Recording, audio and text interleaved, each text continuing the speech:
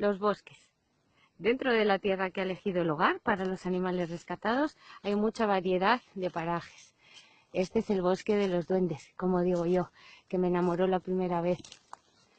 Porque es mágico, porque me imagino en la sombrita en verano a los animales, a los viejitos tumbados aquí al fresquito y no puedo ser más feliz.